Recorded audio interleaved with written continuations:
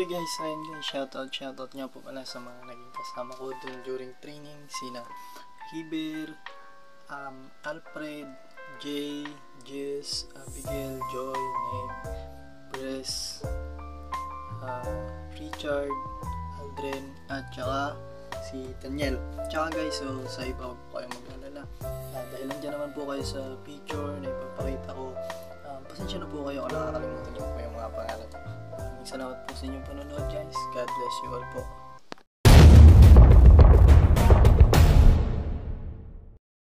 Okay guys, so yun na nga, tapos simulan ko na. Ito nga po pala yung experience ko doon during training. Ito guys, day 1 namin. Ito yung picture namin. Day 1, nagkikilala-kilalaan. Introduce yourself. Then, meet namin si Ma'am Joy. Yung nag-ano sa amin, nag-handle sa amin. Siya yung sa defense. Guys. So sa kanya lahat nakasalalay yung buhay namin o yung training namin. Kasi siya yung bibigay sa amin kung saan kami i-deploy. Okay guys, so ito yung day 1 namin. Day 1 ay binigay sa amin yung 11GO, yan of safety, fire extinguisher. Yan yung dinemo niya sa amin.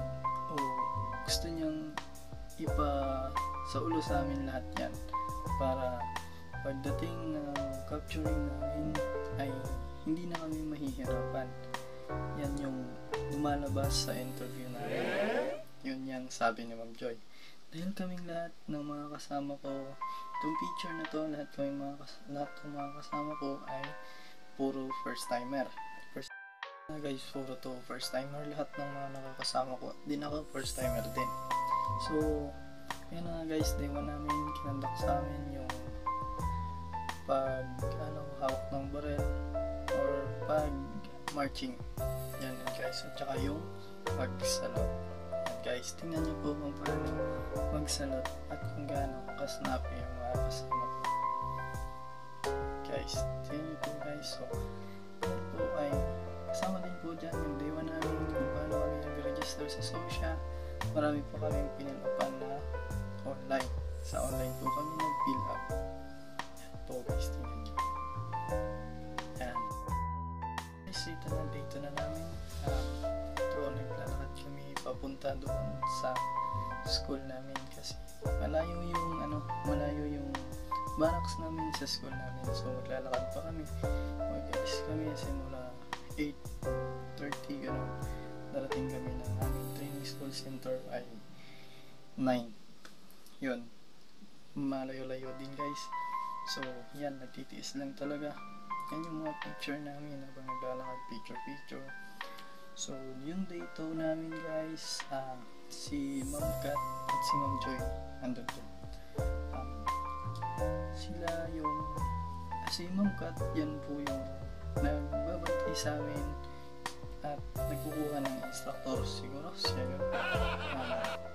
Siya rin po yung magpaulit-ulit at nagre-remind sa amin na kailangan ay memorize namin yung 11GO at saka yung plan of safety. Yan po pala guys, yung isa pinaka-worst din. Parang matcha-challenge din yung utak mo kasi sunod-sunod yung pinapamemorize na nyo guys kasi ayaw din nila na mapahiya tayo. Yay! So yan din, kahit marami yung pinapa-memorize nila sa amin, hindi rin kami nagsasawa at hindi rin kami sumusuko. Pagdating ng barracks, mag-memorize kami. Then yan guys, yung dito namin, ito nga yung mga picture namin kasi everyday may mga picture kami. So yun na nga, natapos na yung day 2 natin. Proceed na tayo sa day 3 namin. Siguro guys, ito na yung day 3 namin na nagkakilala na kaming lahat. Nag-close na kami. Parang ganito na kami magkakapatid. Ito na nagsisimula. Then, di uuwi yung isa hanggat wala yung iba. Yan guys, yung turingan namin parang magkakapatid. So, ito na nga guys, day 3 namin. Ito na, nag-antay na kami ng instructor namin kasi dito na didemo sa amin kung paano talaga maghawak ng totoong baril. Ito guys, tignan nyo. Okay guys, so yan po yung picture namin, yung naghawak na ng baril. Tsaka dinimo kung paano maglagay ng bala o pagkaputok. Tsaka paano ilagyan ng, actually guys, nakalagay naman po yan sa gun of safety guys. Ayun guys, nakalagay naman po dyan sa gun of safety natin guys, na may nakalagay po dyan na treat of guns as if they are always loaded. Oh no! And then, number 2 guys, never let muzzle point anything you are not willing to destroy. Nandiyan na yun guys, so memorize nyo din yan guys, ibibigay ng araw para sa inyo. Tsaka yung 11 GO, yan guys, yun po yung tatandaan nyo. Tsaka kung kayo ay gusto nyo mag-apply o nagpaplano pa lang kayo, memorize nyo na po itong 11 GO na to, kasi ito po yung medyo mahaba-habang memorize nyo. Yan na po guys, so day 3 na namin yan. Nagtakta po ng gun of safety. Tsaka yan na po guys, dito na rin po yung umaga nagkanta kami ng gun of safety. Siguro nung hapon is ano na kami, actual firing. So nag-firing na kami. Ito na yung video ko, yung picture ng kasama ko. Ito na po guys. Shoutout sa pinakamagaling namin kasama na si Aldrin, at saka sa female lang ba kundi si Joy. Shoutout sa inyo guys, congrats. Kayo yung pinaka-snappy kung snappy magbaril. Okay guys, ito na day 4 na tayo. Ito yung day 4 saan kinandak sa amin yung gun of safety rules, self-defense, kung ano yung mga dapat mong gawin during duty. At saka dito rin din is isabay ko na lang pala yung yung radio code, kasi ano din pala sa inyo yan guys, yung radio code. So dapat i-memorize nyo yan. Kung hindi nyo man memorize yan, siguro apply nyo na lang yan during your duty. Yan guys, so ayan yung day 4 namin. Self-defense, first aid, takbo na lang guys during duty ninyo. Yung radio code na yan, kakandak mo na lang. Dyan yung po pala yung tawag nito, yung day 4 namin. So yan guys, yung pinakamasaya, kasi masayahin yung instructor namin. So yan guys, no, kung makikita nyo yung picture namin at kung paano sila mag-cooperate yung mga kabady ko, dapat yun lang yung pinaka number 1 na gagawin ninyo guys. Cooperate lang po kayo para sa loob ng 1 week na training ninyo ay meron kayong makukuha.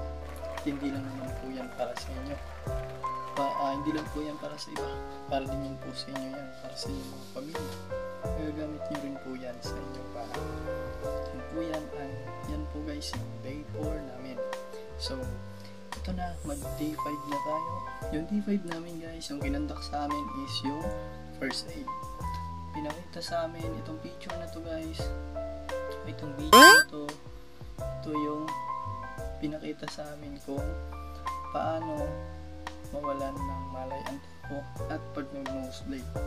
Diyan po yan sa video na yan. So hindi ko na lang tatapusin yung video na yan kasi mahaba yan guys. Diyan po kinandak yung first aid. Diyan guys, so ito na nga guys yung pinakamasarap na nangyari sa buhay namin, yung day 6 namin, yung last day namin or last night namin. Dito nagsimula at nagkalabasan kung ano yung totoong kulay mo dito sa gin na to, sa 4 kantos na to. Okay guys, yan yung pinakamasarap at pinakamasaya, kasi mabubuhos lahat ng problema at masishare mo sa mga kapatid mo kung ikaw ay may problema. Hindi po makakalimutan yung magbanding at magkwento-kwentuhan sa inyong mga problema o mga nakaranasan sa buhay. Okay guys, so ayan guys, maraming salamat po sa panunood. Paki-like na lang po and share, follow yung Facebook page ko, Isko Vlog. Maraming salamat po, Defense Security Agency. Maraming salamat po.